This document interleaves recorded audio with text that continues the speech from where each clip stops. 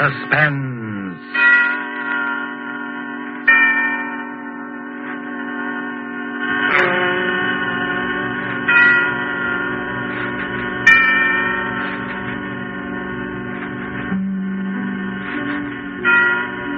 This is the Man in Black, here again to introduce Columbia's program, Suspense. Tonight, in one of her rare radio appearances, we bring you one of Hollywood's most idolized personalities, Miss Dolores Costello. With such noteworthy and distinguished players as Mr. Martin Koslick, Mr. George Zuko, and Mr. Ian Wolfe, Miss Costello appears in A Story of Today, played against the background of the New Order in Europe, a story of an oppressed people who use strange and effective methods in dealing with their oppressors and with traitors. The story tonight is called The King's Birthday and was written by Corporal Louis Pelletier, AUS. And with the performances of Dolores Costello as the Danish Countess Elsa, of Martin Koslick as the Nazi Gauleiter, Reichmann, of George Zuko as Dr. Erickson, and of Ian Wolfe as old Peter of Cronwald Castle, we again hope to keep you in suspense.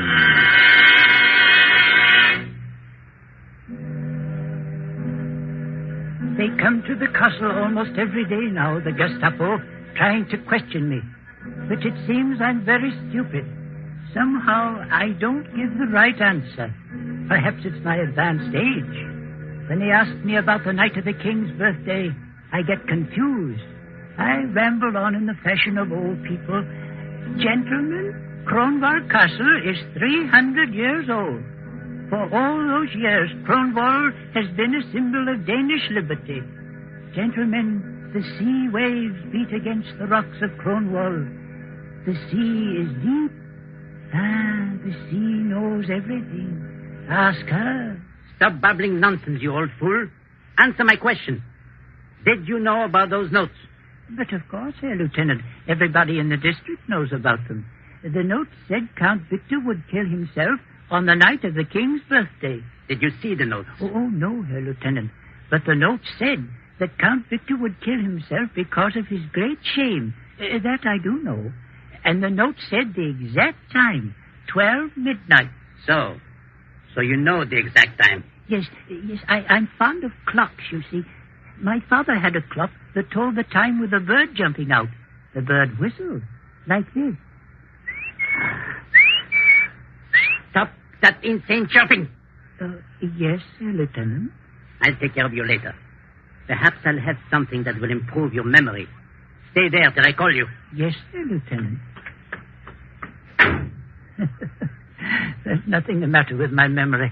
I could tell them a thing or two if I wanted. I could tell them how it all happened. It began 2 days before the king's birthday.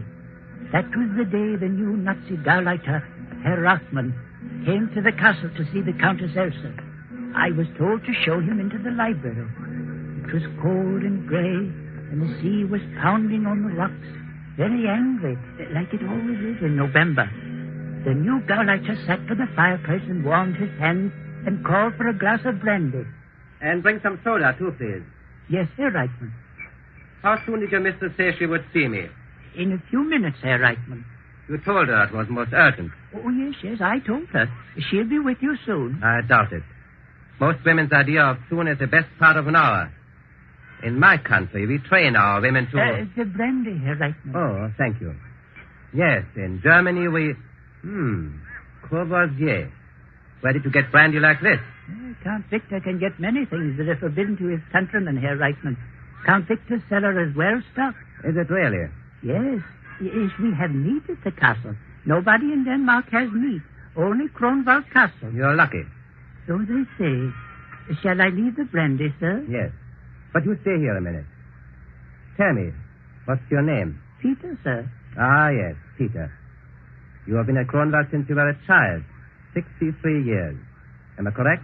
Why, yes. How did you... It's my business to know a lot of things, Peter. You don't approve of Count Victor, do you? It's not my place, sir, to... 3 days ago in the marketplace, you were heard to make an indiscreet remark concerning Count Victor's collaboration with Berlin. I think a word very close to traitor was used. Was it, sir? What do you think? I think, Herr Reichmann, the fire is in need of more wood. If you'll excuse me, I'll get some. Do, by all means. And Peter. Yes, sir? Tell your mistress that I do not intend to spend all afternoon here. My business is urgent and... You may tell the Countess yourself, sir. You're right. Oh, Countess Elsa, excuse me. I was just saying... That's quite all right, Herr Reitman. Sit down, please. Thank you. Peter told me your business was urgent.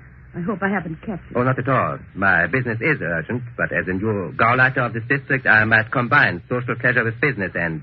Oh, that's very kind of you. I had hoped that my wife, Frau Reichmann... Of course. You must ask her to call sometime. Yes, I will. Although I have never had the pleasure of meeting Count Victor, it would be a great honor if you may call as soon as he returns from Berlin. Certainly, Herr Reichmann. Thank you. And this urgent business? Yes, we come to that. Do you mind if I smoke? Not at all. A good cigar always makes unpleasant things easier to tell. Sounds almost as if you had rehearsed that line on the way to the castle, Herr Reichmann. I did. And since it was ineffective, I'll be blunt, Countess. I prefer it. 3 days ago, Countess, to be exact, on the day I arrived at Kronwald to begin my duties as a Gauleiter of this district, I found this note on my desk. Read it, please. Count Victor of Kronwald will kill himself on the night of the king's birthday. That note was on my desk in the morning. At noon, I found this one. Read it, please. Count Victor of Kronwald will repudiate his Nazi collaborators. He will choose the night of the king's birthday for his death. I thought at first it was some crank, but the notes kept coming. Then I heard that everybody in the district believed what the note said. In every house and shop and farm, they are saying that Count Victor is going to kill himself. You see why I said my business was urgent. Yes, I see. Not that I have the slightest fear for the Count's safety, but the writer of these notes must be found and treated with severe penalties. You have no fear for my husband's safety? Of course not. Certainly no anonymous letter writer could force the Count to take his own life. I wonder. What do you mean? You wish me to be frank with you? Naturally. You know my husband is hated by the whole countryside. What of it? People here are too stupid to know what's good for them. Perhaps. But the writer of these notes seems to be a little less than stupid. You think so? If you knew Danish history, Herr Reichmann, you might agree. For hundreds of years, the night of the king's birthday has been a special occasion at Kronwald. On that night, the castle renews its pledge of loyalty to the king and to Denmark's freedom. A very theatrical gesture. Quite. But if anyone wished to remind Count Victor of... If someone wished to remind the Count that he had chosen our glorious Führer for his leader. Yes. The night of the king's birthday would be, shall we say, the psychologically correct time to do it. You reason well, Countess. I know my countrymen. Evidently. I can see how these notes would inflame their imagination. If Count Victor were to take his own life as a public repudiation of his present political bonds, the whole country would be stirred to its depths. I see. You seem to view the possibility of your husband's death rather calmly, Countess. Like you, Herr Reichmann, I have no fear for his safety. I am only presenting the political possibility. Quite so. And since you grasp the full significance of the notes, you understand that I must take certain liberties in order to track down the writer. Liberties? Yes. I shall ask your permission to talk with Dr. Erickson. Dr. Erickson? I'm told he lives here at the castle. Yes, but... I should like to talk with Dr. Erickson. Oh, as you wish. Peter will show you to the doctor's study. However, my time is short, Countess. I understand Dr. Erickson is one of your country's able psychiatrists. I understand that Dr. Erickson is an authority on mass suggestion. His help should be invaluable.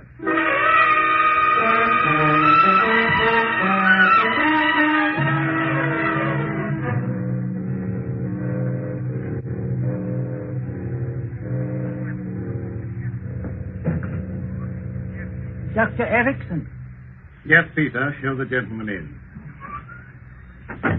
Sit down, Herr Reichmann.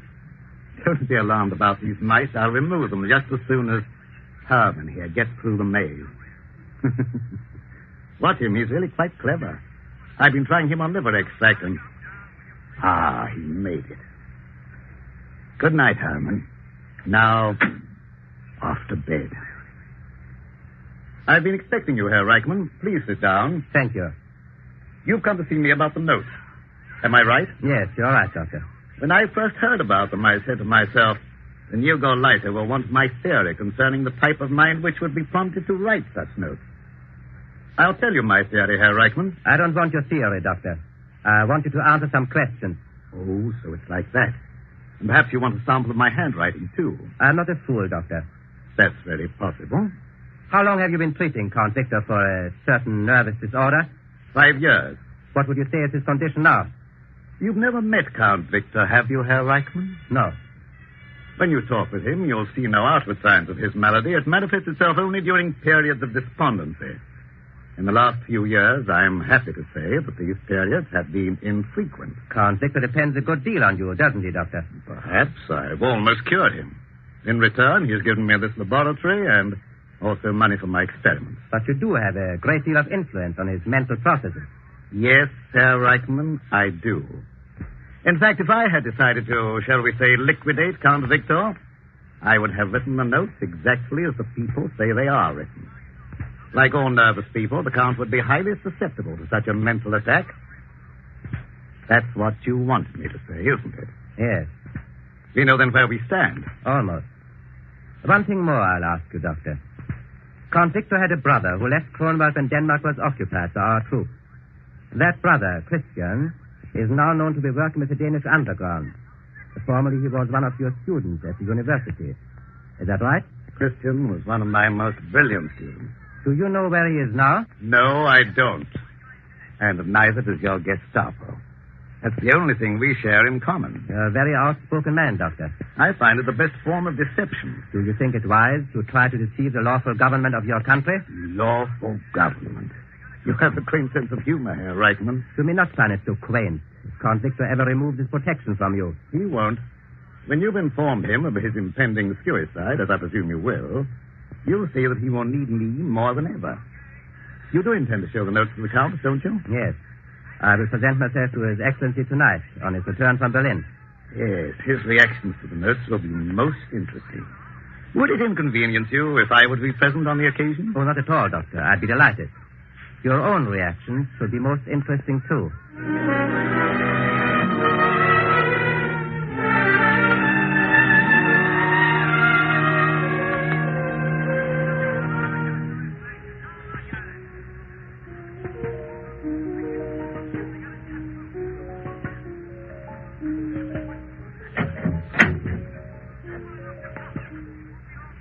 Yes, Peter?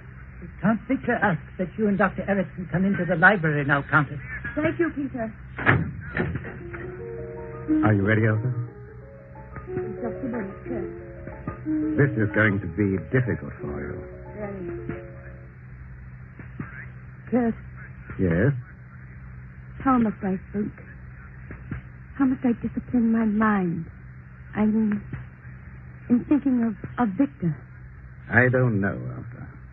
To me, Count Victor of Kronwald is no longer a man. He's become a symbol of fascism. The husband you once knew is dead. Yes. Yes, that's right. Count Victor is the new order. The man I once knew is dead.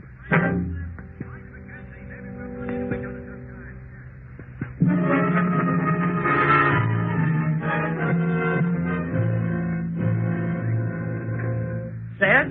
That's what the people think, eh? They think they can kill me with words? They can't do that to me, can they, Doctor? Victor, please. Look at this childish note. Count Victor will kill himself on the night of the king's birthday. Because of his great shame, he'll... Oh, great shame them, all right. They'll see that... Doctor, a little brandy, please. Yes, of course, Andy. Now, you mustn't upset yourself. Who's upset? The whole thing is completely nonsensical, completely. Of course it is. Ask Herr Reichman. His police have practically caught the writer of the notes, haven't they, Herr Reichman? Practically, Doctor. You have nothing to worry about, Count Victor. See? Doctor, tonight, if I need a sedative... Certainly, Count. I'll show them. I'll give them a dinner here on the night of the king's birthday. Everyone will hear about it. They'll see who's afraid. I'll give a dinner. Herr Reichman, will you be my guest at dinner? With pleasure, Count Victor. I'll light up this whole castle like a Christmas tree. And Elsa, you'll wear that gown you wore at the palace and your jewels. You understand? You'll wear all your jewels. Yes, Victor. Kill me with words, eh? It's words thereafter. I'll give them words. Herr Reichman, I'll make a statement to your newspapers the night of the king's birthday. I'll stuff words down the people's throats. And there's someone in particular who'll read what I have to say. Yes. My brother Christian. I want him especially to read it. Herr Reichman, Have you ever seen my brother? No, Count Victor. His picture was in that empty frame up there next to mine. I destroyed his picture. Oh, Victor, you're getting excited. Dr. Erickson. Yes, you're right, Elsa. Sometimes the strain of my work's too much. Dr. Erickson, you'll talk to me for a while before I go to bed, won't you? Of course. Talk to you, Count Victor? Yes. The doctor has a way of calming my nerves. It's slightly hypnotic, isn't that it, Doctor? You might call it that, Count Victor. Count Victor, I'd strongly advise... No. It's the only thing that helps me. I just go quietly to sleep while the doctor talks. But, Count Victor... Good night, Herr Eichmann. I'll expect you here for dinner on the night of the King's birthday. Of course, Count Victor. Elsa? Yes, Victor. Elsa, they can't hurt me with words, can they? No, Victor. They can't hurt me if I don't listen, can they? If I shut my ears, I'll be all right. I'll shut my ears. I won't listen. I won't listen. I won't listen. I won't listen. I won't listen.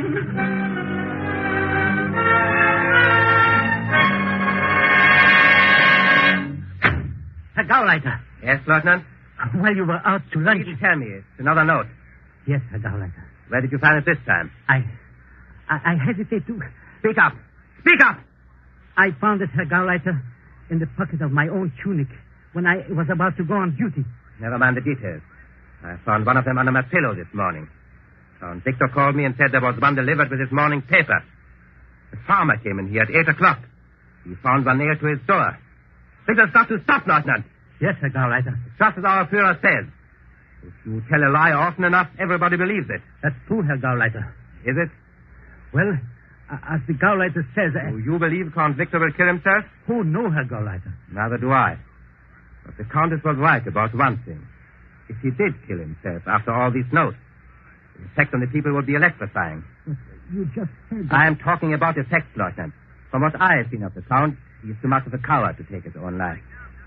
But if someone else killed him and made it look like suicide... Yes, it could be done. But how? How? I don't know. We'll be forwarded out for dinner. I have ordered 50 guards to patrol the grounds. 4 guards will be stationed in the dining room while we eat. No one can get near the Count. It's impossible to kill him. But in this strange country, you can't even trust the impossible.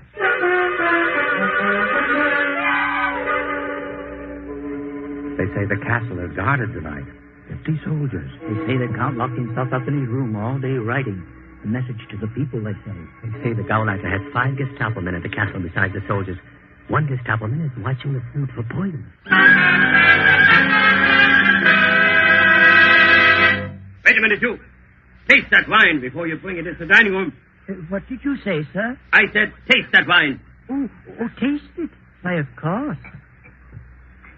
Ah, it's very good, sir. Did you doubt its quality? Don't be insolent. All right. You take it in. Thank you, sir. And if there's any left after that full... Well, I'll take care of you, sir. Ah, more wine. Good boy, Peter. Good boy. Set it right here. We'll drink another toast to the king. Victor, I think we've drunk enough toast. Nonsense. This is the king's birthday dinner. We've got to drink to the king. Oh, Peter. Yes, sir? Did they make you taste that wine before you brought it in? Yes, doctor, they did. What's this? What's this about tasting wine? A simple precaution of mine, Count Victor. I hope you don't mind. Mine? No, I don't mind, but you don't think that... And now, Victor, you don't get upset. No, sir, for the love of heaven, stop repeating that inane phrase. You've been saying that all through dinner. I'm not upset. Not upset. I just want to know what's going on. What have I got to be upset about? Why, you're more nervous than I am. I can understand the Countess's feelings. This is the first dinner I've ever had with 4 soldiers observing my digestive processes. Don't you think, Harold? I must insist, Doctor, that the soldiers remain. Well, at least ask them to sit down. The fighter. Yes, Herr Gauleiter. Your men may be seated. Thank you, Herr Gauleiter. And, Peter, go get some wine for the soldiers. Yes, sir. Everyone will have more wine, Peter. We're going to toast the king. What time is it, Doctor? 5 minutes to 12, Count Victor. And I'm still alive. Peter, it's 5 minutes to 12 and I'm still alive. Go get the wine, Peter. Yes, sir. You know, Peter tells me everything they say down at the village. People say I have 5 minutes to live. So, Peter tells you the village gossip. Oh, yes. Yes, he knows everything. It was Peter who discovered most of the notes and brought them to me. He brought you the notes? Oh, yes. And the last one said... Oh, what did it say? Victor, can't we talk about something else? Why? It's a fascinating subject. Ask the doctor. He and I discuss it for hours. Well, the doctor told me about some sect in the West Indies that disposes of an enemy by simply writing the victim's name on a piece of paper and sending it to him. Same sort of nonsense being tried on me. Isn't that your theory, Doctor? Well, Dr. Erickson, in view of the Count's nervous condition, don't you think... Now, Gauleiter, my private life is my own affair. When you work for the Reich, Count Victor, you have no private life. I repeat, Dr. Erickson, in view of the Count's nervous disorder... As the Count's personal physician, I prescribe my own remedies. To know the truth about occult practices is the best way to guard against them. Surely you don't think that... In Haiti, Herr Reichman, I saw a man die after receiving a note with his name on it. I don't explain it. I tell you a fact. You see? It's possible. It's a fact. So I could be murdered with pen and ink. It could be done in exactly 3 minutes. If my watch is right. 3 minutes to live. Where's Peter with that wine? Oh, Victor, if you will excuse me, I have a headache. You stay here, Elsa. No one leaves this room till midnight. The father. Yes, Herr Gauleiter. Lock the door. Bolt all the windows. Yes, Herr Gauleiter. Yes, that's right. Bolt everything. They won't come in here after me. They won't touch me. Oh, Victor, you're being absurd. I Countess, ask you. I think it's best to comply with Count Victor's wishes. Yes. Humanly, my dear. You'd never forgive yourself if you treated me unkindly during the last 2 minutes of my life. Especially since you wished me dead so many times. Victor. It's the truth, isn't it? Count Victor. 2 minutes to live, Doctor. This is a good time to hear Elsa's confession. If I may say a You word. may not. Well, Elsa. It's the truth, isn't it? Isn't it? Yes, Victor. It's the truth. I wish you were dead. I hate every minute I live under your roof. I hate the things you've become. A Nazi puppet. I hate your sniveling, goose-stepping mind. Just as I loathe this fat specimen of the super race you've invited to dinner. The father. Now, let her finish her Gauleiter. Go on, Elsa, go on. I despise you as a man. Your countrymen despise you. Even before the Nazis came, you were planning to sell us out. All that Grunwald has fought for down through the years. All that Danes should be. A proud and free people. You sold all that for a cast-iron Nazi cross. I wish you were dead, Victor. I wish your soul were rotting in the grave that's waiting for all these madmen of Europe. Doctor, listen. 12 o'clock.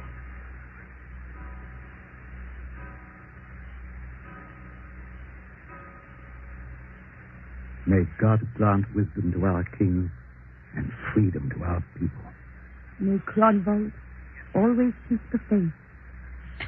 Who turned out the lights? Who turned out the lights? The fighter. I hear a door opening. No, Herr Gauleiter. My hand is on the door. It is not moving. Yes? The fighter. Count Victor of Grunwald. I hear you. Who is speaking? I speak to Count Victor. He knows who speaks. Victor, this is your time. Are you ready? I am ready. Now you die like a soldier, Victor. But your name will live on. Victor! Don't do it, Victor! Goodbye, Elsa. Victor!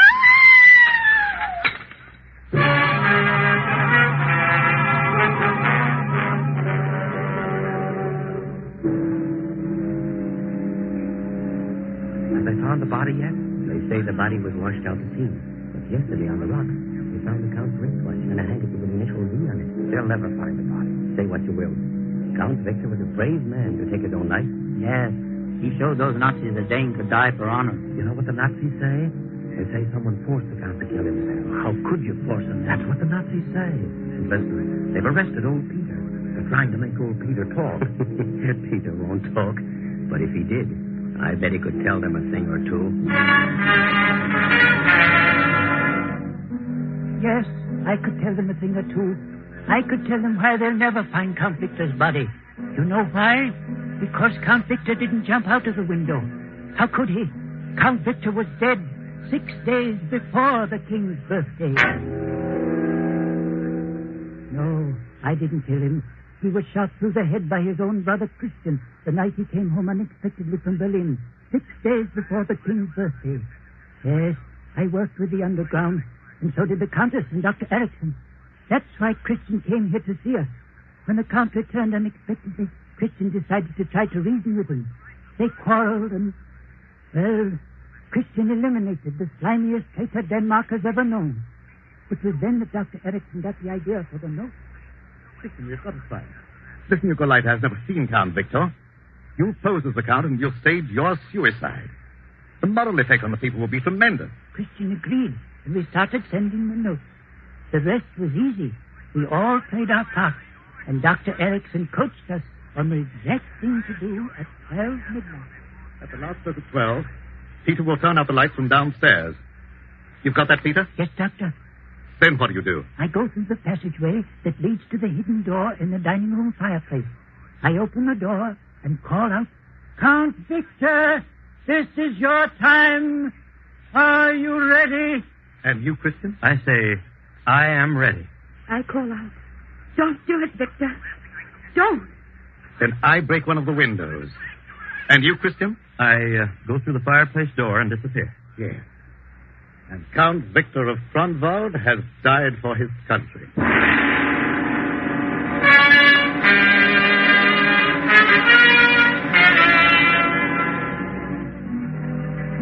Well, that's how it was done. We planned it well, even to the putting of Count Victor's wristwatch and handkerchief on the rock where the Nazis would find them. Presently, the Gauleiter will question me some more. But soon there will be a note on his desk, and I can hear him say, Lieutenant, how did this note get on my desk? A note? I don't know, Herr Gauleiter. What does it say? Says, remember the night of the King's birthday. Your turn is next, Herr Gauleiter. Your turn is next.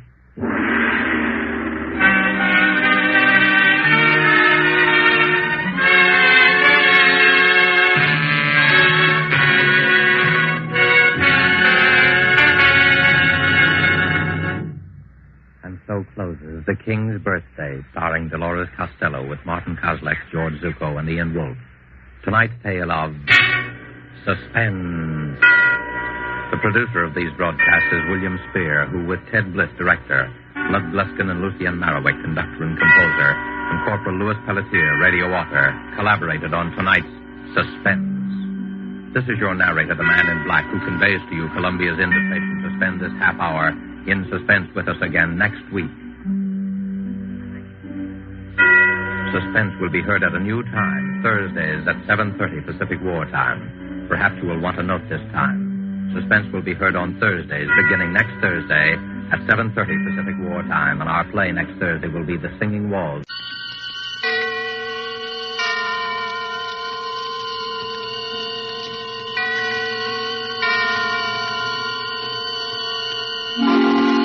Suspense.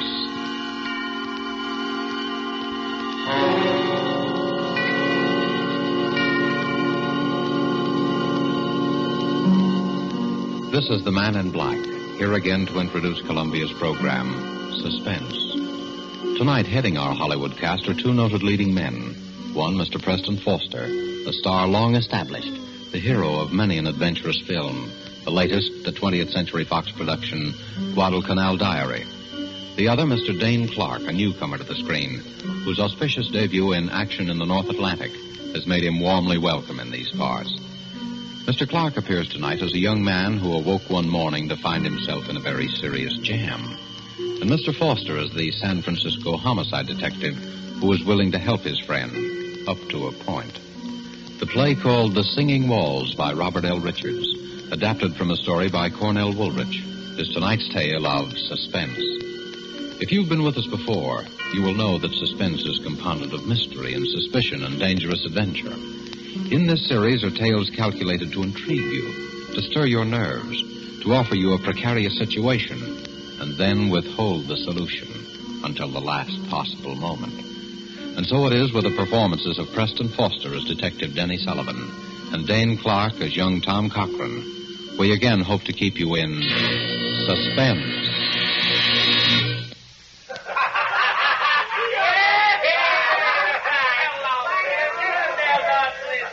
Have another. No, drink it all. There's lots more. So a guy named Joe brought you, huh? You come up here from Joe's place? What's that? Oh, you don't even know where Joe lives, huh? Me? No, I don't know either. I never seen Joe before in my life. How you feeling now, kid, huh? Sure, have a little more. It's good for what ails you. Ah, that's nothing. You're all right. Sure, I know. Let's get out of here. I know a better place. Come on, I'll help you.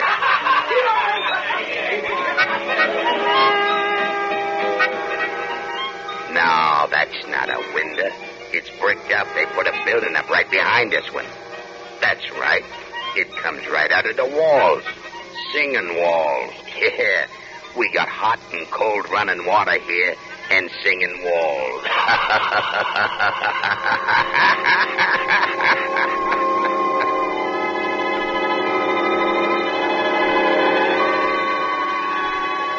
Have another. Sure, bottoms up. That's the idea. Make yourself right at home. Hey, lie down. Lie down and take a little snooze. Sure, I'll be right back.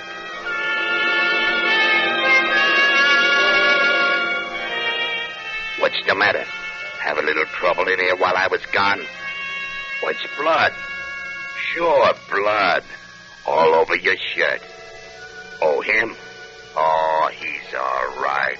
Just put him in the closet. Lock the door. Like that, see? Now you put the key right in your pocket so you'll know just where to find it. Don't worry. He'll be all right. No, I'm not going anyplace. I'll be back in just a minute. Here. Have another. Have another. I'll be back in just a minute. No, let me out. Let me out of here. Tommy. Let me out of here. Tommy, No. What's the matter? No. Tommy.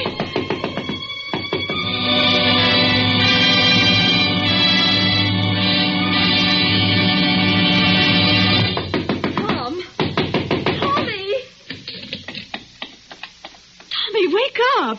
What? What is it? I've been knocking at your door the longest time. Huh? You were having a dream or something. Yeah, what time is it? Oh, it's way afternoon. You came in pretty late. Did I? Toss me my bathrobe, will you, sis? Don't you know what time you got in? Not exactly. Oh, Tommy. I know it's tough not having a job all these months, and I know you've tried. But this isn't doing you any good. I know, sis, but last night was the first time in a month, and anyway, it was different. I had a few drinks, but it was different. Something happened. What do you mean something happened? Well, it wasn't just the drinks. They were doped or something.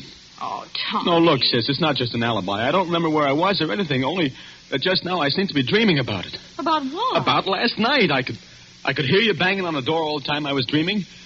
And then it seemed as though I wasn't dreaming at all, that I was remembering a lot of things. What sort of things? Well, it was all mixed up. There was a guy with a kind of a frog voice that kept giving me drinks. And I was sort of floating. Then there was a place that music came out of the walls. There was something about blood on my shirt. The key to a closet. Why, Tommy, you're shaking like a leaf. Yeah.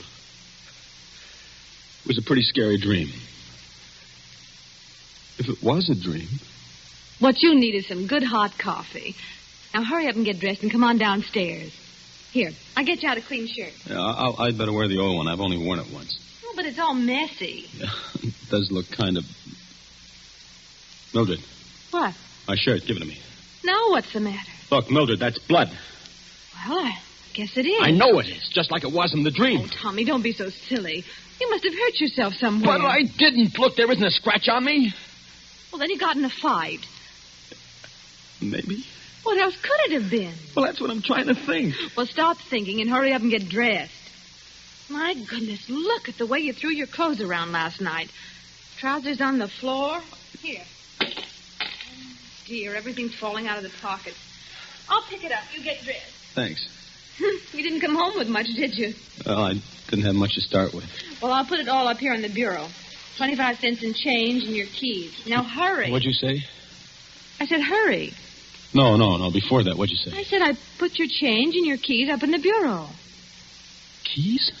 Yes. Mildred, I only have one key. Well, there are two there now. I know. Let me see them. Here. One's the key to the front door. Yeah, but the other one. Doesn't belong to any door in this house. It's the key to the closet. What closet? Last night it wasn't a dream. Tommy, what are you talking about? Mildred, you better call Denny right away. But he's on duty. I know, but get him over here right away. Tommy, what is it? Last night, I think I killed a man.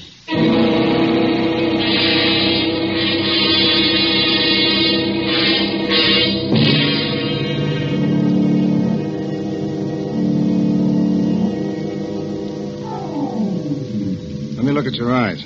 Listen, Denny, Mm-hmm. You were doped, all right. Well, I didn't know what it was. Never mind that now. How much do you remember? Look, Denny, I hated to bring you in on this, and I didn't know who else to go to. Skip it. What's the use of having a brother-in-law who's a cop if he can't help you once in a while? How much do you remember? Well, just what I've told you. Just like it wasn't a dream, only it wasn't a dream. You see, there was this guy, Joe, just some guy I'd known from someplace, I don't know where. See, I met him on the street, and he took me to the party. And then the guy with the frog voice began giving me drinks. And then everything got confused. And I was in another place with the singing walls and some harmonica playing or something. I don't even know whether it was in the same apartment even, but that's where the closet was. What about the guy the dead guy? Well, at first he wasn't there, and then he was. He was sort of slumped over in a big armchair. And then Frog Voice put him in the closet. That's what I remember. And then he left. And then I suddenly seemed to realize that the guy in the closet was dead, and that's why I got out of there. I don't know how. You don't have any idea where it was? No, I don't even know where the party was. And you'd never seen any of these people before? Except this guy, Joe, who took me to the party. And that's all I know about him, Denny. Just a guy named Joe that I knew by sight from someplace. I don't know where or his last name or anything. Not much to go on, is there, kid? No, not much. A guy named Joe, singing walls, in a closet. Another guy with a froggy voice. But I'd recognize him or his voice if I ever saw him again. Tommy, you're in a jam. The way it looks right now, there's a dead man in a closet somewhere in this town, and you killed him. Oh, but Denny, Well, maybe you didn't. And if we find him before somebody else does, maybe we can figure out what did happen. But the way it stands now, you're it. I know. You haven't got much time, either. The place is an apartment. They probably would have found the body already, and I'd know about it. It's a hotel. They check the guests out by 6 o'clock. That gives us about 4 hours. 4 hours. For the murderer to find the guy he murdered. It's kind of crazy, isn't it? Tommy, you know how I feel about Mildred. You know I don't exactly hate you either. You know I'll do everything in the world I possibly can to clear you. Sure, Denny, I know. But I'm a cop, Tommy. If you did it, you know I'm going to turn you in, don't you? Sure. I know that, too. Okay, kid. Now, let's start from the beginning. What about this Joe? I don't know anything about him. You know his name, you know his face. Think, Tommy, think. I'm trying to. If I could only remember. If I could only remember.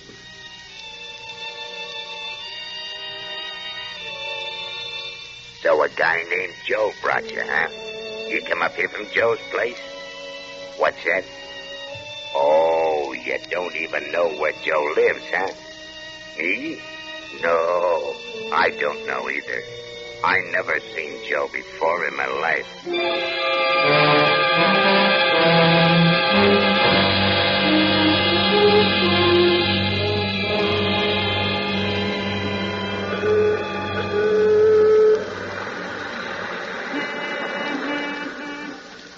You still don't get it, Tommy? No, I don't. You told me where Joe is. I have? Sure, you see the sign over that saloon?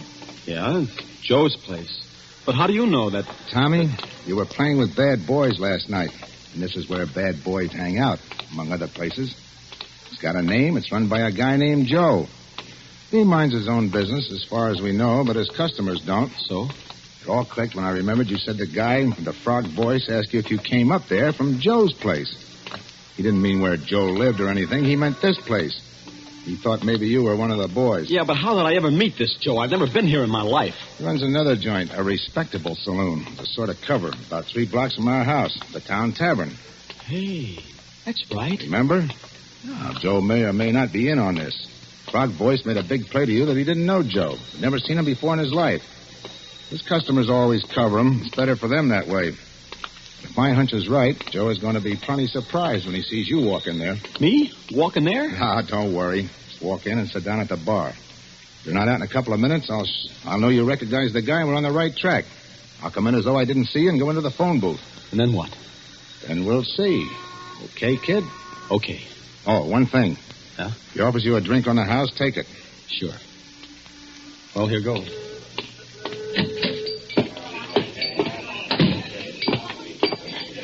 What a be, Mac? Here. Well, we got some... It doesn't matter. Suit yourself. Well, what do you know? Tell me.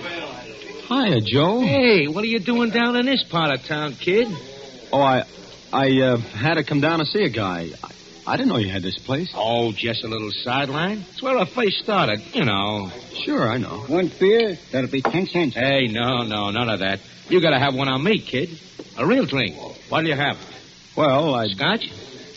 Okay. Scotch for the gentleman, Larry. The very best. You understand? Oh, yeah, sure. I'll take rye. Hey, Tommy. That was some party last night, huh? Yeah. Hey, where'd you disappear to? I was looking all over for you. You know, that's a funny thing. I don't even remember. I get it. Well, a guy has to cut loose once in a while, huh? Here you are. One Scotch, the very best. And one rye. Well, here's to you. Wait a minute. Hey, who are you? This is my brother-in-law. Denny, this is Joe. Oh. Say, you must have got those drinks mixed up. You never drink Scotch, Tommy. You only drink rye. Yeah, that's right. Here, you take the rye and give Joe the Scotch, and I'll take your beer. I don't like Scotch. I never touch it. Okay, I'll take it. Thanks. By the way, Joe, you haven't got a little bottle I could pour this into, have you? Say, who do you think you're kidding, bud? I'm from headquarters. There's my badge. Oh, now, wait a minute. I didn't know that you... I suppose you don't know what I'd find in this drink if I took it down to be analyzed either. Hey, now, look, I don't want any trouble. I never had any. They can tell you down at headquarters. Of course, it's a matter of dough. You can't buy your way out of this one, chum. I want talk, and I want it quick. What kind of talk? Where'd you take Tommy last night? It was just a little party, a private party. Yeah, and they slip things in people's drinks there, too. No, I don't know anything about that. Now, honest, I hardly know the people. Who's the guy with the frog voice? Voice? I don't know any guy with a frog voice. Now, look, I told you I don't want any trouble. They can tell you that down at headquarters. Listen, there's a narcotics rap in this for somebody, and it could be you. Where was the party? Courtney Square West, number 75. Some people named Sorrell. Come on, Tommy. You're coming too, Joe, just in case.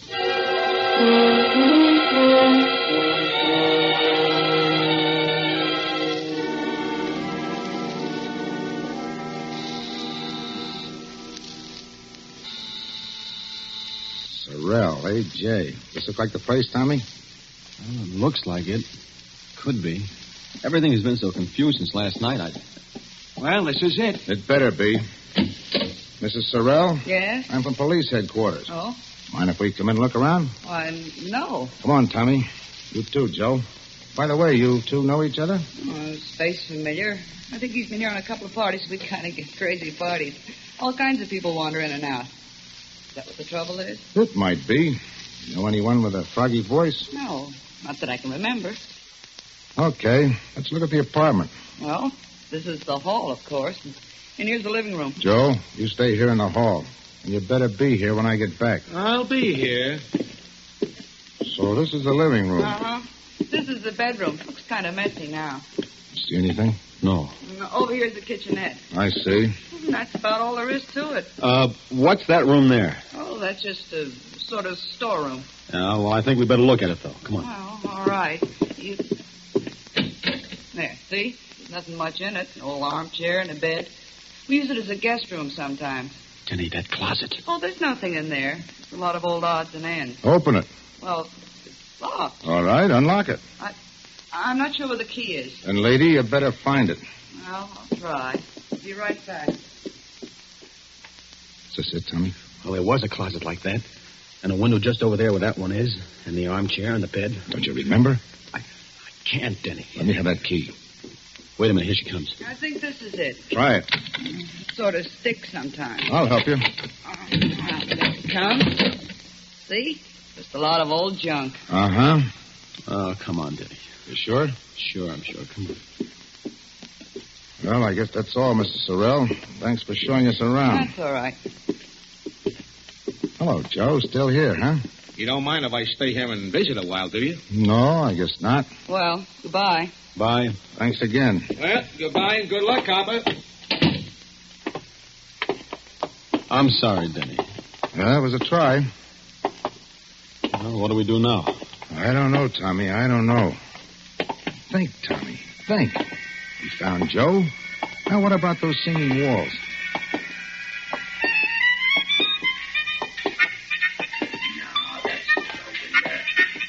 That's right. It comes right out of the walls. We got hot and cold running water here. And singing walls.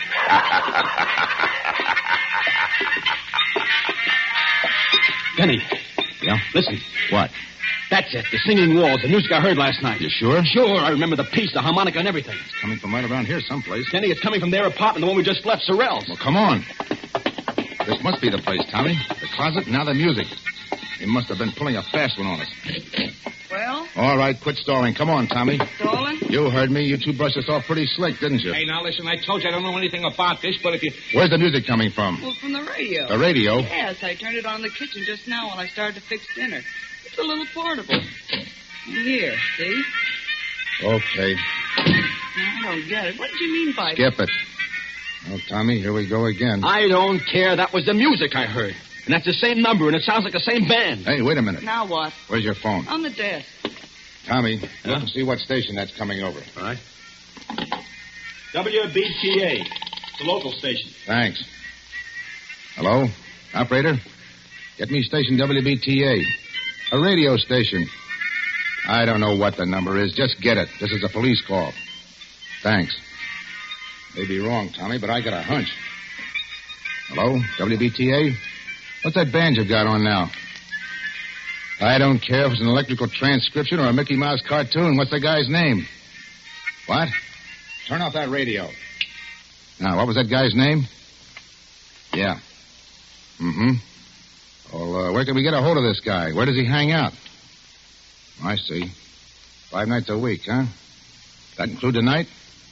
Thanks. It's a small-time band leader, Tom. Harmonica Hal and his Harmoneers, he calls himself, and he plays at a place called the Silver Slipper out in the concourse. Come on. Coming. You better get on that phone, Joe. You dumb. You would have to turn on that radio.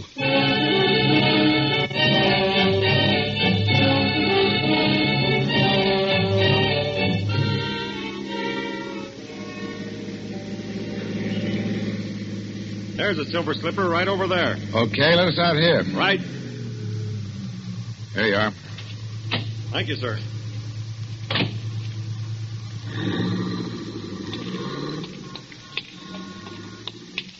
Look familiar to you around here, Tommy? No.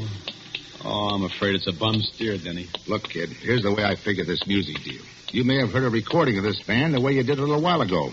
But there's a good chance you actually heard the guy himself. You know what time it was when you heard it? Well, it was just night. That's all I know. All right. They don't make recordings often of unknown bands. And this Silver Slipper isn't on the air. So maybe you were out here someplace and heard the band itself. Maybe. I know it's kind of a long shot, kid, but right now it's the best we got. Let's case the joint. Okay. Don't look like there are any rooms with closets in the Silver Slipper.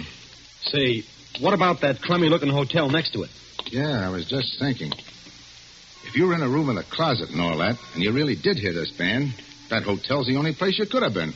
Oh, I wish I could remember something. The shape you were in, you probably signed your own name, too. Come on. By the way, what time you got? 10 to 6. 10 to 6. Deadline's pretty close, kid. Yeah. This better be right. What a dump. If I could only remember. Well, there's the clerk. We'll see. Say, you got a guy named Tom Cochran here? Tom Cochran? I don't know. It's all right. We're friends of his. Let's see. When did he register? Last night? Sure, here it is. Tom Cochran and Ben Doyle, room 209. I don't think they're in now. No? No. I've been ringing them to see if they were going to check out by 6. I was just going to send somebody up. Well, they were out at a big party last night. Probably haven't pulled themselves together yet. As a matter of fact, that's why we came to see him. Should I ring again? No, we'll sort of surprise them. Okay, right up those stairs. But they got to be out by 6 or pay for another night. We'll take care of that. Let's go, Tom. Denny, did you see that handwriting on the register? Yeah. It was mine, all right. This is it, Tommy. One way or another. Yeah. Here's 209. Don't put your hand on that doorknob. Oh, fingerprints. Use your handkerchief. It's locked. I got some keys. It's an easy lock. Here we go, kid. Denny, this is it. Close that door. Yeah. There's the closet. Give me the key. Here, you better hold my gun on that door just in case. All right. Denny, look out! He was just falling. He's dead. Oh, gee, this is awful. You remember now? Yeah. But I can't put it together. Let's have a look. Oh. Stabbed. Here's his driver's license. Benjamin Doyle. Oh, Give me it. Hello? Oh, yeah, we found him all right. No, they're going to keep the room for another night. No. There's not a thing we want. We're in for it now, kid. Denny, look on the floor over there. Clasp knife, covered with blood. That's what did it, all right? Yeah. Hey. Yeah, I know. It's mine. Tommy, why didn't you tell me? Honest, Denny, I didn't even know I'd lost it until I just saw it there now. Fingerprints all over it. As clear as though they'd been made in sealing wax. Right-handed, aren't you, Tommy? Yeah, right-handed. Let me see your right hand. Doesn't take an expert to read these. Those prints are yours, all right, kid. Yeah, I guess they are. And you still don't remember? Honest, Denny, I don't. Can you think of any other explanation? No, there's the guy with the frog voice, but I must have just dreamed him up. I don't know. Well, kid, I guess this is it. You did all you could, Denny. Don't feel bad. You can plead insanity or something. Maybe we can prove you were doped. Maybe. You better call headquarters, Denny. Let's get it over. All right. So where are you going? I don't want to phone from here. The clerk will listen in. It's no use getting all the wolves on us before we have to. Aren't you afraid that I'll... No. Oh, I won't. I'll just have him send a detective car. You won't have to go in the wagon. Thanks. Better let me have my gun. Sure. I'll be back. Lie down for a couple of minutes. You look kind of sick. I am. Oh.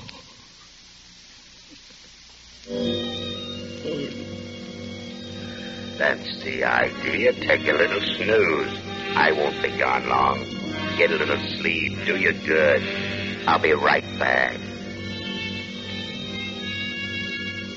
Have a little trouble in here? Blood. Sure, blood. All over your shirt.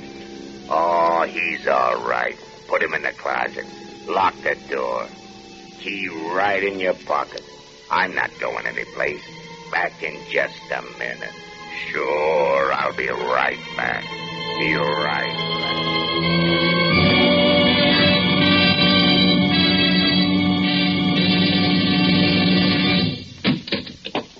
Here he is. You? Yeah, me. Hey, what are you going to do with him, Froggy? Get him in the other room until his copper friend misses him and starts looking. Now, listen, I don't want to be in anything like this. Shut up. You're in it up to your neck. Come on, you. Get up. Okay. Get going. Up the hall here. Open the other door, Joe. Sure. Get in there. That the guy, Frog? Yeah. Listen, Froggy, this don't look so good. There was people who knew you were getting ready to give it to Doyle and... Sure. That's why I framed this guy. All the trouble I went to. Doped him and brought Doyle in there when he was out. Planted the key on him, bloodied him up, put the knife in his hand. I still don't see how he ever came to in time. Yeah, but he did. So what? We frame him again. Music? You like music, don't you? You're pretty sweet about music, ain't you? Well, for your information, that's harmonica hell rehearsing for the night. And in this room, it comes through the window. On account of there is a window. But in the other room, it comes through the walls on account of the rate in the window. Catch on? Better close the window, Joe. No, wait a minute.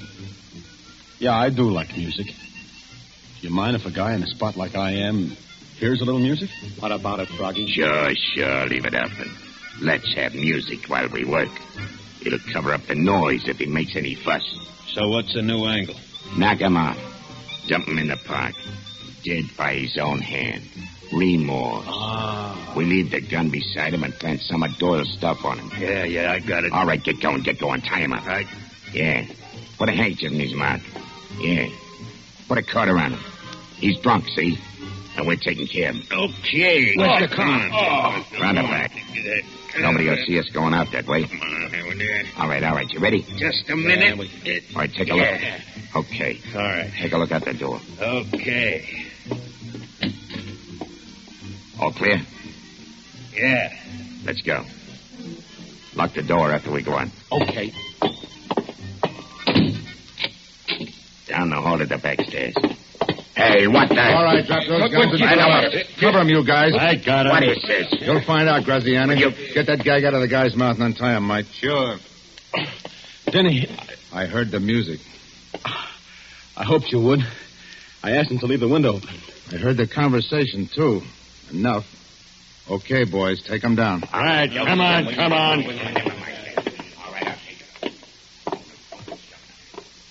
Say, who are those guys? Graziani's a mobster. Doyle was one of his boys who double-crossed him. How you feeling? Okay, I guess. That was kind of close. Yeah, all the way around. Yeah. Look, kid, Skip it, Denny. I'm sorry, Tommy. Honest. I thought you did it. Denny, until just now, so did I.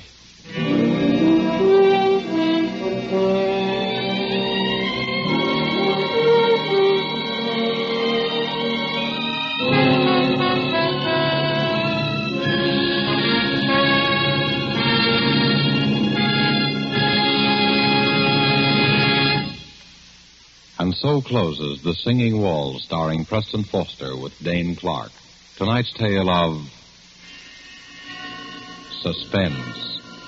This is your narrator, the man in black, who conveys to you Columbia's invitation to spend this half hour in suspense with us again next week at this same time, when Miss Lillian Gish and Mr. Otto Kruger will star in the suspense play Marry for Murder. The producer of these broadcasts is William Spear, who, with Ted Bliss, the director, Bernard Herman and Lucien Marowik, conductor and composer, and Robert L. Richards, the radio author, collaborated on tonight's Suspense. This is CBS, the Columbia Broadcasting System.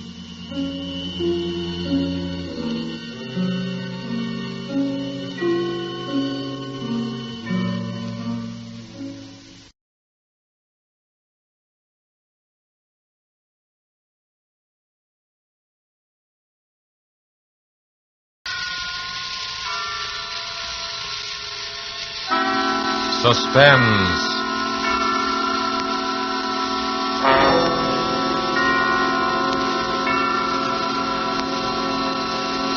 This is the Man in Black, here again to introduce Columbia's program, Suspense. Tonight, in one of her rare radio appearances, we bring you a star who has occupied a unique place in the affections of moviegoers ever since the screen first became of age, Miss Lillian Gish. Appearing with Miss Gish are two distinguished players, Mr. Ray Collins of the Metro-Goldwyn-Mayer fold, whose current release is Thousands Cheer, and Mr. Bramwell Fletcher, who has ornamented many a stage and film success. There are only three players in Marry for Murder, which is tonight's tale of suspense. Only three characters in this story, whose beginning and end are shrouded in a dense down-east fog. The story of slow terror and swift death, planned by a brilliant murderer. And so with the performances of Lillian Gish as Letty Hawthorne, a frightened, neurotic creature who seemed destined to be a perfect victim, of Bramwell Fletcher as Mark Taylor, so handsome and attentive, and of Ray Collins as the lawyer, Philip Alden, who relates these events to us, we again hope to keep you in suspense.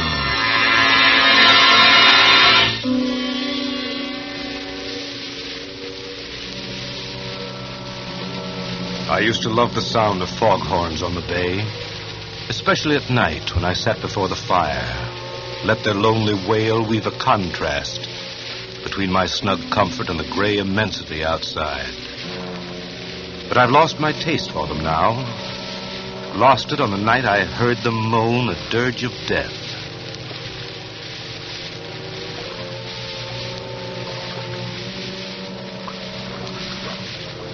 It's hard enough to lose a friend. But to lose one as I lost Letty Hawthorne is the kind of blow you'll never quite forget. I remember the first time I met her. It had fogged up all of a sudden, as it does here on the Cape. But Ann Wentworth held her Sunday night supper as usual. Letty was the only stranger there, a newcomer to the Cape. I looked at her and thought she'd be an attractive woman if she only didn't flutter so much. She was a trim, pretty woman of about my own age, which is 40. You're Philip Alden, a lawyer, aren't you? Oh, what a pleasure to meet so many nice people. There go those foghorns again. Yes. Does one really get used to them in time? Well, I love the Cape, but I can hardly bear that sound. So depressing, isn't it? So morbid. Well, to your first question, yes, I'm Alden, an attorney. As for the foghorns, well, if you stay with us for a few years, you won't be able to live without them, Mrs. Hawthorne. It is Mrs. Hawthorne, isn't it? Mm-hmm. Anne never gets around to introducing people. It's her only fault. Oh, I never stand on ceremony. That's my fault if you consider it one. Besides, I knew you at once, you see, and you knew me. Don't you think that's a promising beginning? I never thought of it that way. Oh, dearie me. There it goes again. It makes me think of ghosts walking over my grave. How can you bear it? They do serve a very important purpose, you know. Oh, I suppose they do, but they give me the shudders. As a matter of fact, I find them comforting. Mm-hmm. I made Jane Hart promise to stay with me tonight if the fog doesn't lift. I daren't be alone. You see, I'm still a bit nervous. Oh? I've been ill, you know, and the doctor prescribed complete rest and quiet. I see. That's why I came up here. Well, you'll find what you're looking for here, I'm sure. Oh, do you think so? I do hope I will. My nerves are simply shattered. Mr. Hawthorne's death, you see. Such a tragedy. I'm terribly sorry. You see, it happened so suddenly. I can't quite believe Can that. I get you some of Anne's cider cup? That's one of our Sunday night features. Oh, thank you. That would be so nice. It's such a comfort to have a man take care of one again. You make me feel so protected. I know we're going to be great friends, aren't we?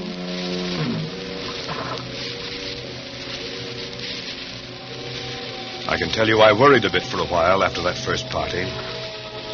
Letty Hawthorne was a charming woman, a bit fluttery, as I said, but still attractive and rather pathetic. I was afraid she was setting her cap for me. You see, I'm a crusty old bachelor, but even my friends were beginning to wonder. So it was with mingled relief and regret that I learned one day that Letty Hawthorne had transferred her attentions to another newcomer to the Cape, Mark Taylor. He was 8 or 10 years younger than she, a handsome fellow, but somewhat dissolute looking. I didn't like him. I may as well admit that from the start. But short of marrying her myself, there wasn't much I could do. Anyway, they seemed happy enough at first. One day after the wedding, Letty called me on a matter of business. I went down there after sundown. The three of us sat out on the beach in front of her cottage.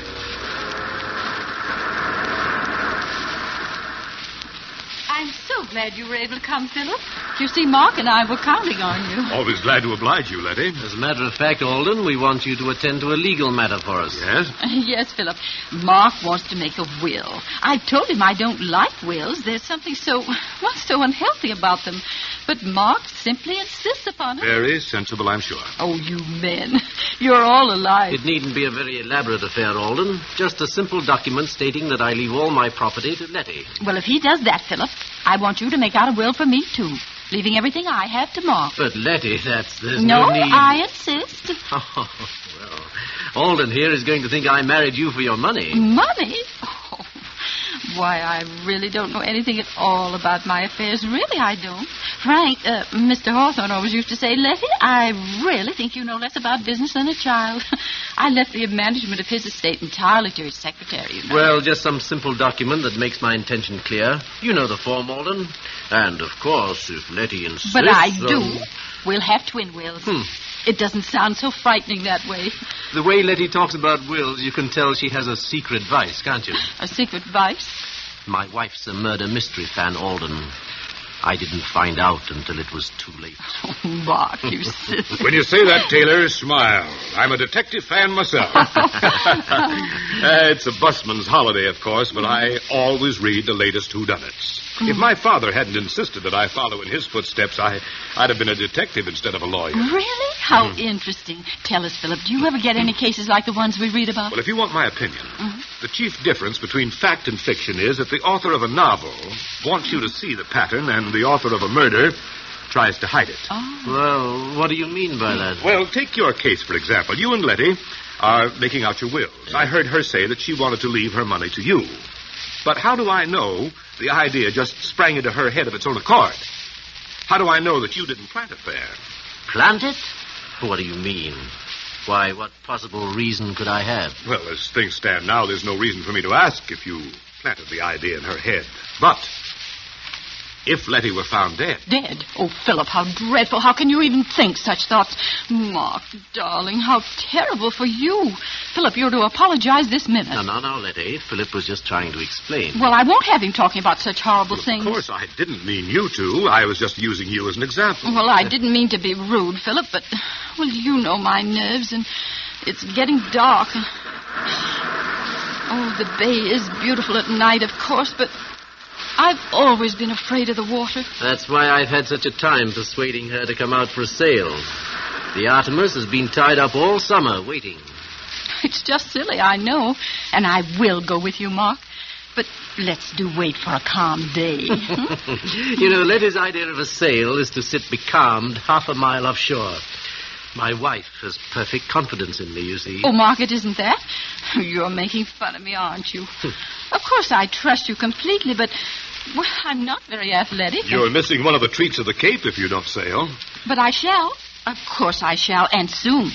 And what's more, I'm going to get Mark to teach me to handle the Artemis. Well, I'll be looking forward to seeing your sails on the bay, then. Oh, Mark, a storm. I better be getting home before it breaks. Are you sure you'll be all right? Oh, I'm simply terrified of thunder. Wouldn't you rather stop with us? Oh, I can make it to town. Stop by tomorrow, won't you, Alden? Or as soon as you have those papers. Right. Now, you won't be nervous after our talk of wills and murders. But of course you won't. I'm such a coward myself that I can never understand how other people can be so brave. You know, Philip, Letty's helplessness is one of her chief charms. Sometimes I suspect she exaggerates it just to make me feel important. Oh, Mark, you mustn't. Giving all my secrets away. Well, don't worry about me or the wills, Letty. Someday you'll frighten yourself to death.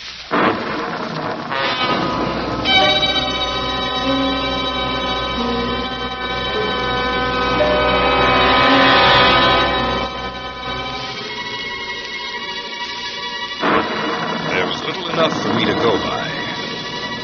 But gradually I found myself worrying about Letty and Mark. They didn't seem to be hitting it off.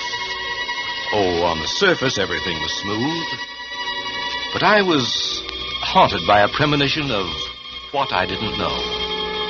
It was only a nameless dread of something, some undercurrent of feeling. Letty's nerves were getting no better. In fact, she seemed more tense, more frightened than ever. Yet she was making an effort to meet Mark halfway. Many times I saw them out sailing. Only when Letty returned after a day on the water, she seemed pinched and white. While Mark appeared to be glowing with vitality, Letty grew paler and more distracted. I realized suddenly that she was a middle-aged woman. One day in town, I met them in the general store. They'd been quarreling. But I tell you, Mark, you're just imagining it. I hate to have that stuff around, as you very well know. You read all kinds of stories about the way it gets mixed up in food. Oh, nonsense. Well, I'm sure there aren't any rats around the boathouse. I'd know if there were. I'm simply terrified of them. But I can't bear thinking of having poison around. Why, I'd be worried all the time. Oh, Letty, for heaven's sake, stop being childish. I didn't put traps around because you didn't want them. Now that I'm trying to get rid of them in another way, you make a scene. I don't see why we have to go into a 3-act tragedy just because I want to buy some rat poison. Hello, you two. Oh, hello, Alden. Why, Philip, how nice to see you. Mark and I were just doing a little shopping. Philip, will you do me a favor? Will you please reason with Letty and try to get some sense into her head? Say, wait a minute. This sounds serious. Well, it isn't really. But, Philip, you know my nerves and the way things upset me, and Mark just doesn't understand. Oh, I know I'm just a silly woman, but the doctor says I have to be humored.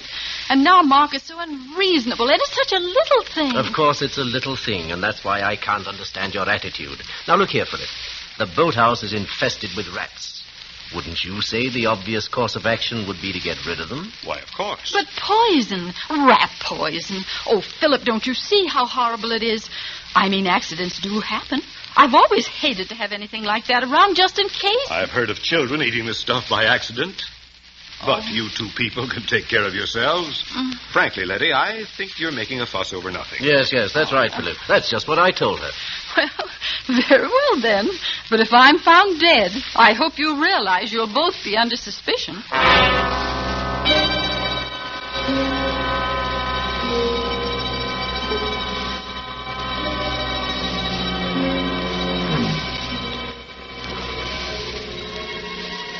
Seemed a foolish quarrel at the time.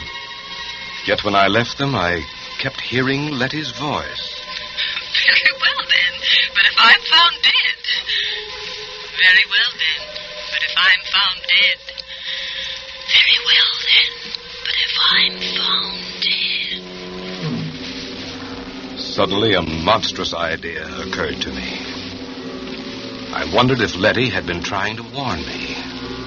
And then the horrible suspicion broke. All the trifling things began to add up. Letty's nervousness, her fear of sailing with Mark, her terror of having the poison in the house. But why? Why should she be afraid of Mark? What motive had he? And then I knew. I had helped to give him the motive when I drew up Letty's will. Yet my whole case was founded on thin air. Figment of a nervous imagination. I had to be sure. I had to keep an eye on them. I found myself making excuses. Excuses to drop by at their cottage. Who is it, Letty? Who's there? It's Philip.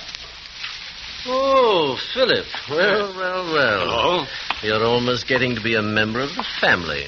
Well, I just thought I'd ask you to help me eat the first bluefish of the season. There's too much here for an old bachelor like me. Why, Philip Alden, if you aren't the most thoughtful person, how perfectly sweet of you. Of course you'll stay to dinner. We'll have a real feast. Yes. You might as well stay as long as you're here. Oh, thank you. If you're sure I won't be intruding. Intruding? Why, of course not. And you can help me get the dinner ready. Well, I'd be glad to, but won't I be in Anna's way? Anna's gone. Oh. Why, I thought you were well satisfied with her. So we were, Philip. But Anna didn't seem to be satisfied with us. In fact, they've all gone. Oh? Yes. Anna and Elsie and Otto, the handyman. They just walked out and left us. Well, for heaven's sake. Since the ship and engine place opened on the heights, nobody can keep a servant. Can't blame them myself. I wonder. I don't believe Anna'd take a job at the ship and engine. Anyhow, it does seem strange they all went at once, doesn't it? Letty, I do wish you'd stop dramatizing everything. Ship and engine just opened, and the call went out for help. I don't see any mystery in the servants answering. In fact, it's their patriotic duty. And it's our patriotic duty to get along without them. But it's so lonely here, especially at night. Now, Letty, you're not living here by yourself, you know. No, of course not. But all the same, we are isolated. Just the two of us. And you know how tricky my nerves are. I always feel so much better if the servants are around. After all, If anything were to happen, and anything might happen... Letty, this isn't getting us any closer to our dinner. Oh, of course. Now, you boys wear these aprons. Oh. Philip, since it's your fish, you may have the honor of cooking it. All right, you asked for it. It'll be your funeral. Now, Philip, Mark, you hold the berries for the dessert. I'll do the vegetables and set the table.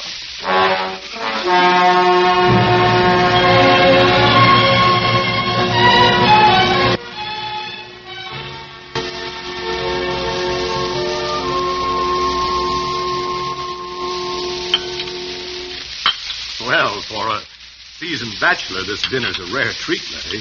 Oh, I'm so glad you enjoyed it, Philip. Oh, I don't deserve the credit. That bluefish was simply delicious. How did you manage to catch it all by yourself?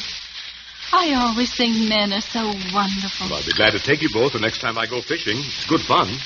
Fresh air would be good for you, Letty. Oh, no, I couldn't. Well, I'm still just a wee bit nervous about the water. So I tried terribly hard, haven't I, Mark? Yes.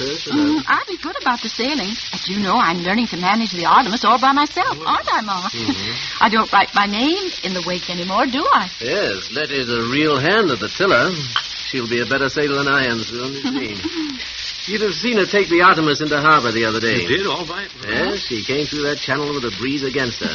I wanted to take it over, afraid she'd run into the mud flats. But no, she coaxed it all the way, and we came in under sail. Yes, and I wanted to do it all by myself, even though I was terrified. Well, good for you. Why, that's really a splendid accomplishment.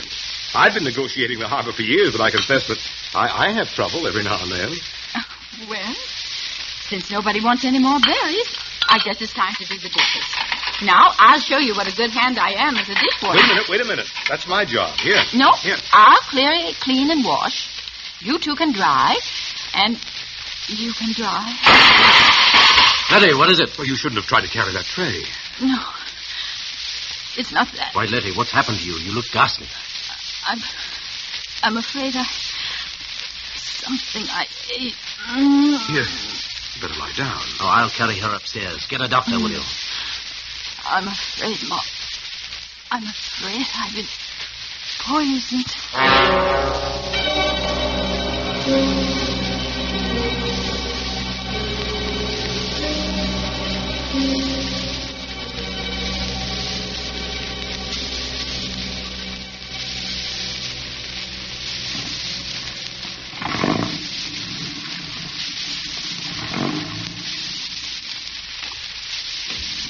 But great heavens, Philip, I just can't believe it. Arsenic, poisoning? Do you think Dr. Potter knows what he's talking about? I'm sure he does. Of course, we can't be sure till the tests are made, but I don't see. I don't understand. It's not very hard to understand. Letty ate arsenic. How or where she got it, we don't know, but it's not difficult to guess. But we all ate the same meal, you and I and she. Why, good Lord, Philip. Do you think we're poisoned, too? I feel perfectly all right. You appear to be comfortable. I think we'd feel it by now. But then how on earth Let's be perfectly logical about it. We all ate the bluefish. Yes. I prepared it. We all had potatoes and string beans. Letty cooked those. Yes. Then we all ate strawberries. You prepared them. Why, now, the fish and the vegetables were all served in large platters, and each one of us helped ourselves. Therefore, if any poison were in the food, we'd all be sick. But the strawberries, Mark. See here, Alden, are you suggesting... Wait a minute. We're just following this through logically. The strawberries were put on the table in separate dishes. The poison could have been slipped into Letty's plate in the kitchen. Alden, you have no right to accuse me of this. Why, you're fixing up a case against me. I'm doing nothing of the sort. In any event, I think you might worry less about your own skin and more about Letty. Thanks. I think I can take care of my own wife. Nevertheless, I suggest you get someone to help you. I'm perfectly well able to nurse her myself. If I were you, I'd have someone else as well. I'll send Mrs. Halstead over from town. She's an experienced, practical nurse. What I've always appreciated about you, Philip, is the way you mind your own business. I'll be going now. Mrs. Halstead will be along as soon as I can get her.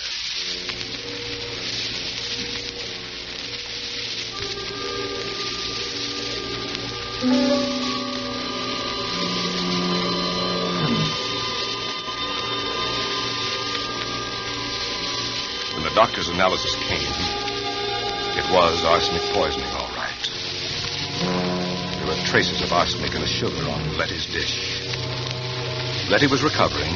The dose wasn't large enough to kill her. Mrs. Halstead was installed as nurse and housekeeper.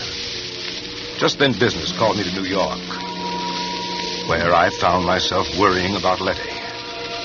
I couldn't get her out of my mind. Very well, then. But if I'm found dead... I was bothered by a few loose ends in Letty's problem. The sort of questions that would occur to a legal mind. So I decided to spend an evening in the reference room of the law library among the files, where I found out enough about Mark and Letty Taylor to send me racing back to the Cape. And I knew I had to hurry if I was to prevent a devilish murder.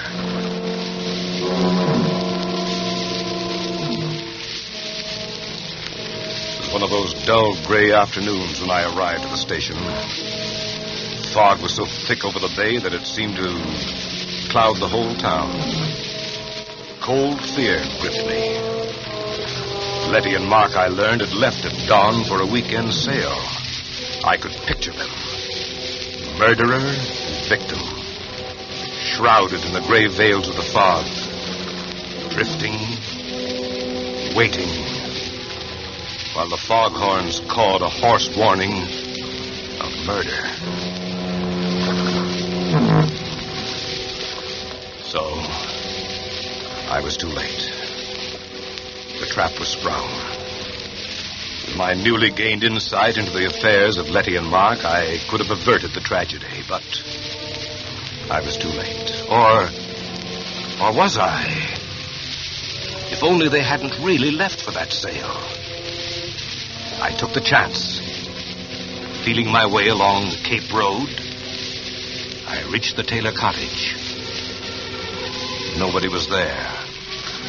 Then I heard noises in the boathouse. I crept down the slope and listened.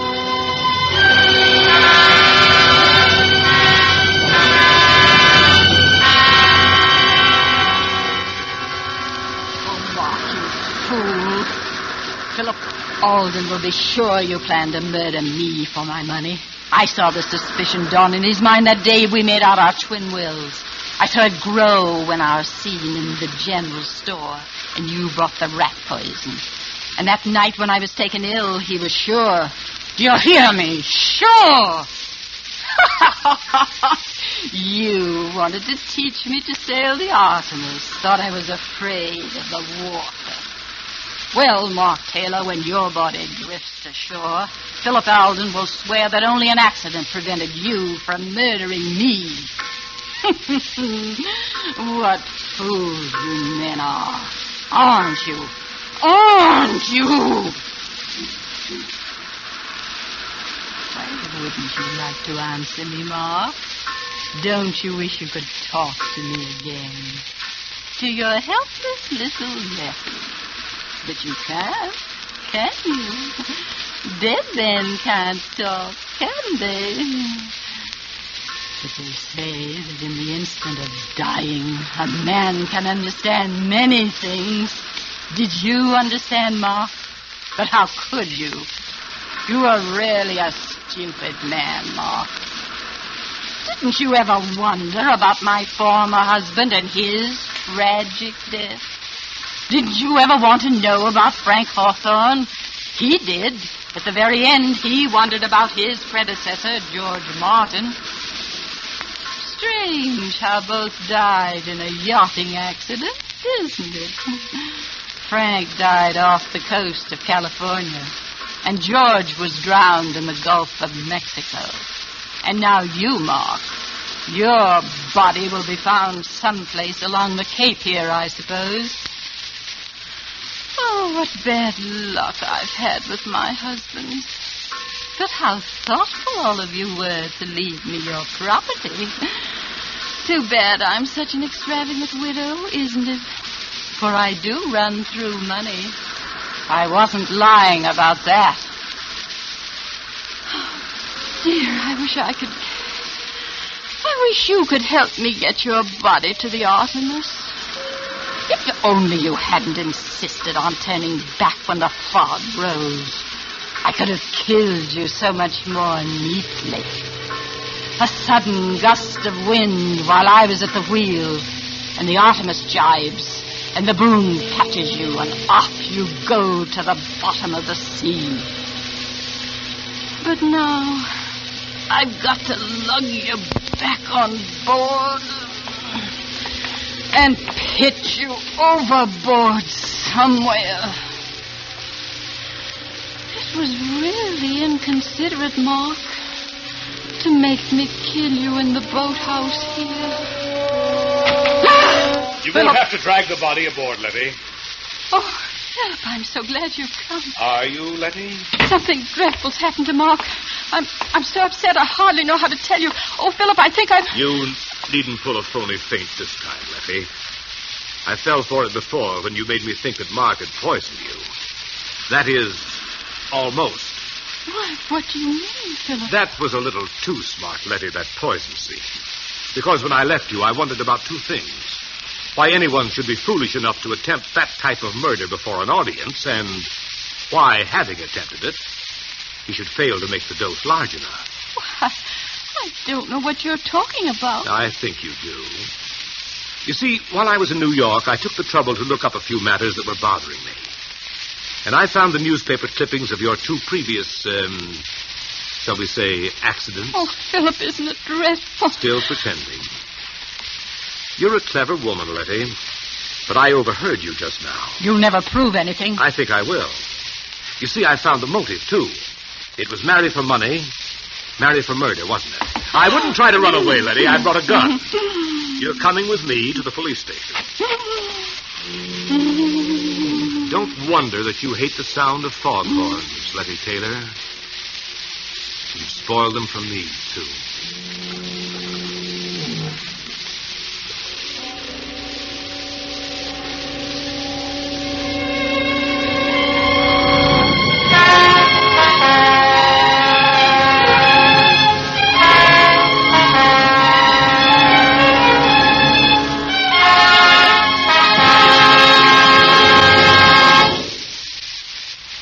And so closes Marry for Murder, starring Lillian Gish with Ray Collins and Bramwell Fletcher. Tonight's tale of Suspense.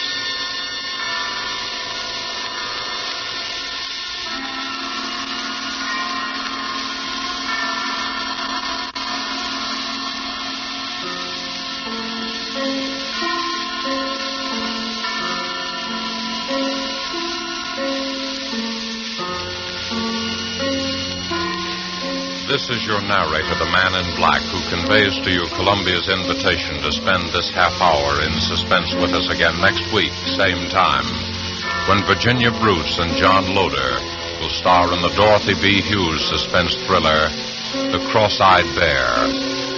The producer of these broadcasts is William Spear, who, with Ted Bliss, the director, Bernard Herrmann and Lucian Marowik, conductor and composer, and Walker T. Field, the author, collaborated on tonight's Suspense.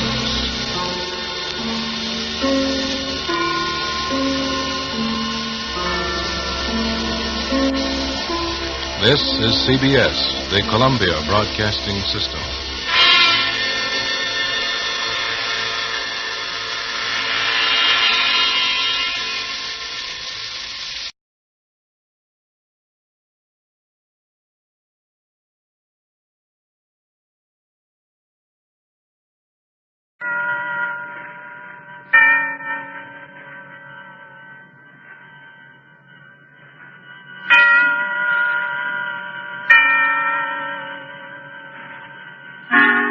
Suspense.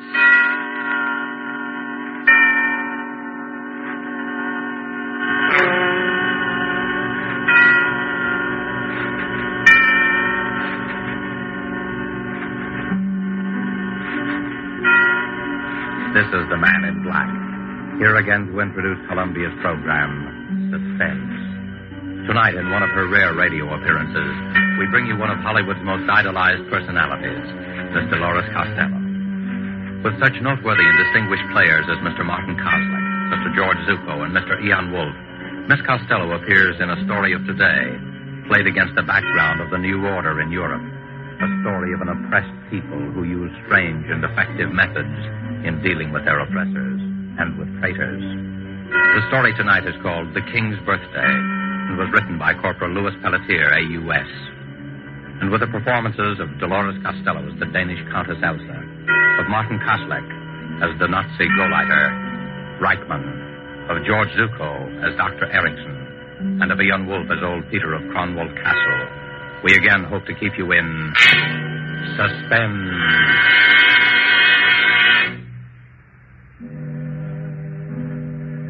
They come to the castle almost every day now, the Gestapo, trying to question me. But it seems I'm very stupid. Somehow I don't give the right answer. Perhaps it's my advanced age. When they ask me about the night of the king's birthday, I get confused. I ramble on in the fashion of old people. Gentlemen, Kronwald Castle is 300 years old. For all those years, Kronwald has been a symbol of Danish liberty. Gentlemen, the sea waves beat against the rock. Read it, please. Count Victor of Kronwald will kill himself on the night of the king's birthday. That note was on my desk in the morning. At noon, I found this one. Read it, please. Count Victor of Kronwald will repudiate his Nazi collaborators. He will choose the night of the king's birthday for his death. I thought at first it was some crank, but the notes kept coming. Then I heard that everybody in the district believed what the note said. In every house and shop and farm, they are saying that Count Victor is going to kill himself. You see why I said my business was urgent. Yes, I see. Not that I have the slightest fear for the Count's safety, but the writer of these notes must be found and treated with severe penalties. You have no fear for my husband's safety? Of course not. Certainly no anonymous letter writer could force the Count to take his own life. I wonder. What do you mean? You wish me to be frank with you? Naturally. You know my husband is hated by the whole countryside. What of it? People here are too stupid to know what's good for them. Perhaps. But the writer of these notes seems to be a little less than stupid. You think so? If you knew Danish history, Herr Reichmann, you might agree. For hundreds of years, the night of the king's birthday has been a special occasion at Kronwald. On that night, the castle renews its pledge of loyalty to the king and to Denmark's freedom. A very theatrical gesture. Quite. But if anyone wished to remind Count Victor of... If someone wished to remind the Count that he had chosen our glorious Führer for his leader. Yes. The night of the king's birthday would be, shall we say, the psychologically correct time to do it. You reason well, Countess. I know my countrymen. Evidently. I can see how these notes would inflame their imagination.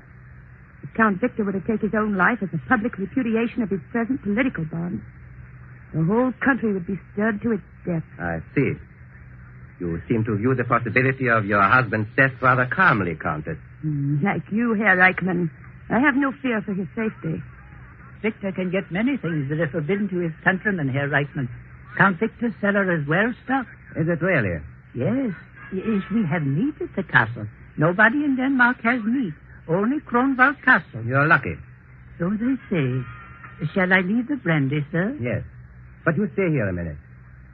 Tell me, what's your name? Peter, sir. Ah, yes, Peter. You have been at Kronwald since you were a child. 63 years. Am I correct? Why, yes. How did you... It's my business to know a lot of things, Peter. You don't approve of Count Victor, do you?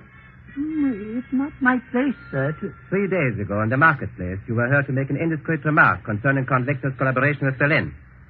I think a word very close to traitor was used. Was it, sir? What do you think?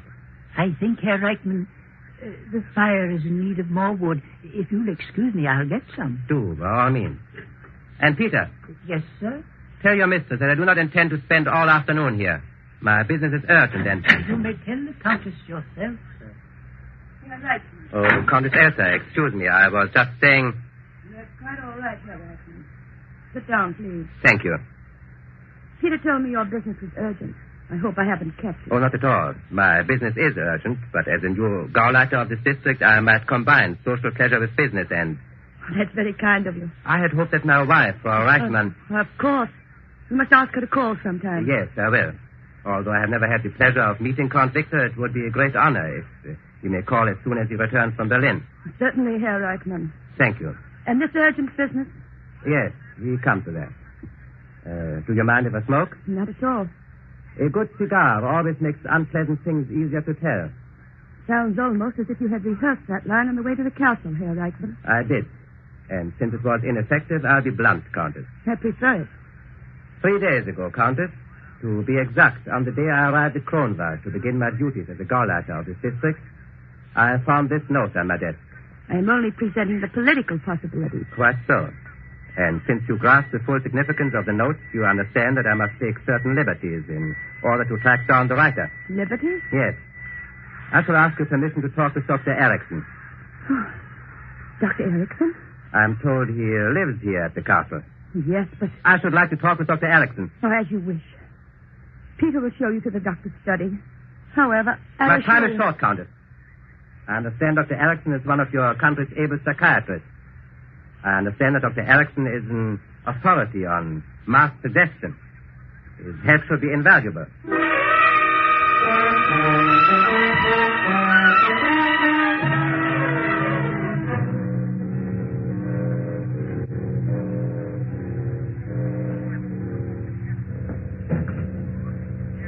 Dr. Erickson. Yes, Peter. Show the gentleman in. Sit down, Herr Reichman. Don't be alarmed about these mice. I'll remove them just as soon as Herman here gets through the maze. Watch him. He's really quite clever. I've been trying him on liver extract and... he made it. Good night, Herman. Now, off to bed. I've been expecting you, Herr Reichman. Please sit down. Thank you. You've come to see me about the notes. Am I right? Yes, you're right, Doctor. When I first heard about them, I said to myself, the new Gauleiter will want my theory concerning the type of mind which would be prompted to write such notes. I'll tell you my theory, Herr Reichman. I don't want your theory, Doctor. I want you to answer some questions. Oh, so it's like that. And perhaps you want a sample of my handwriting, too. I'm not a fool, Doctor. That's very possible. How long have you been treating Count Victor for a certain nervous disorder? 5 years. What would you say is his condition now? You've never met Count Victor, have you, Herr Reichman? No.